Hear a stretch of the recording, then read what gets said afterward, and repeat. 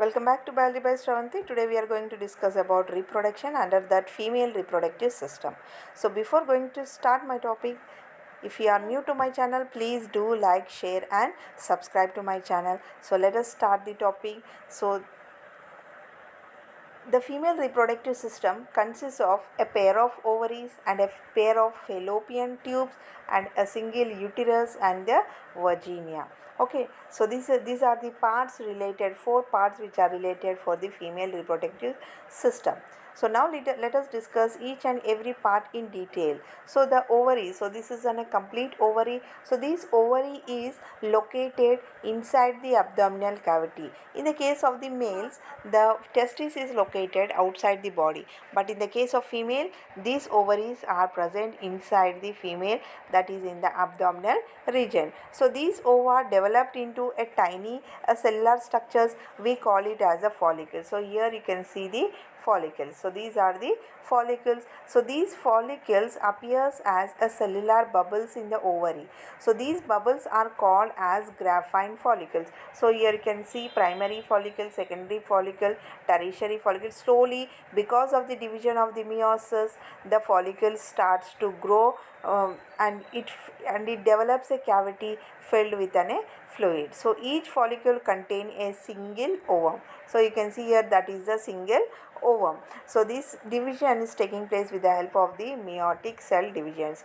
So now when an ovum is matured, the follicle ruptures at the surface of the ovary, and you can see here that follicle rupturing the surface of the ovary and the ovum is released out. The process of releasing of the egg or ovum from the ovary, we call it as ovulation. So this is about the ovary. Both sides, a pair of ovaries are present on either side of the uterus.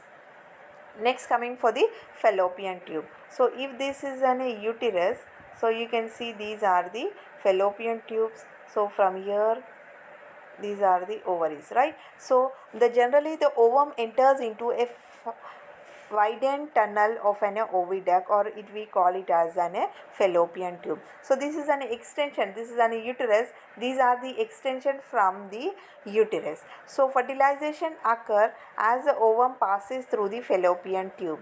That means the fertilization, the ovum reaches in the fallopian tube, the sperm travels all the way and reaches, and the fertilization is taking place in the fallopian tube itself. So here the second meiotic division takes place.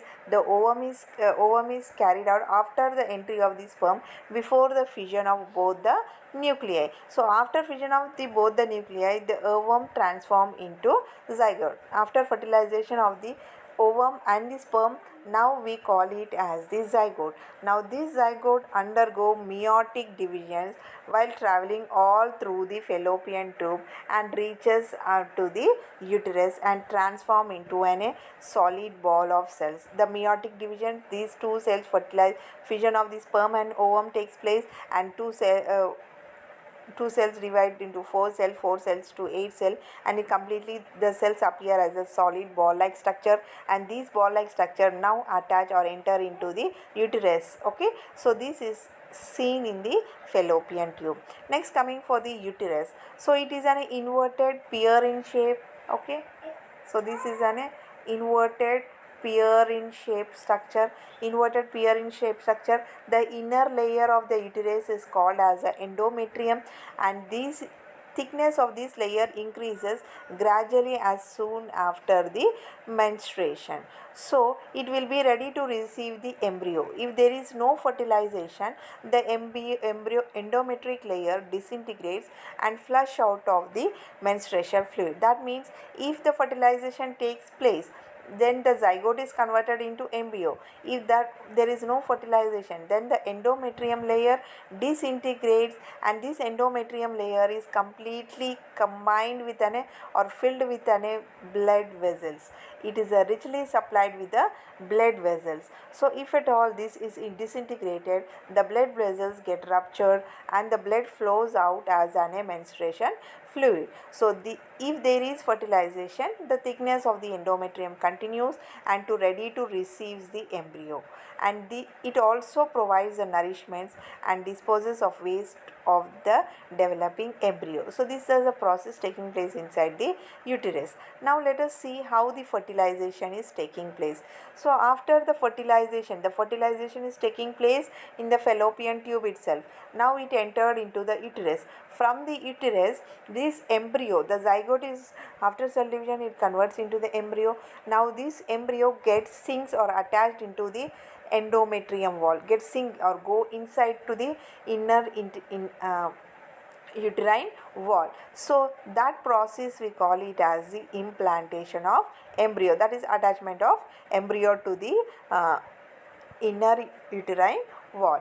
Then after attachment, after the implantation process, the cells of this embryo develop into a membranous structures that help mainly for nourishing of the embryo, for protection of embryo, and for the supportment of the developing embryo. So they are mainly of 4 layers.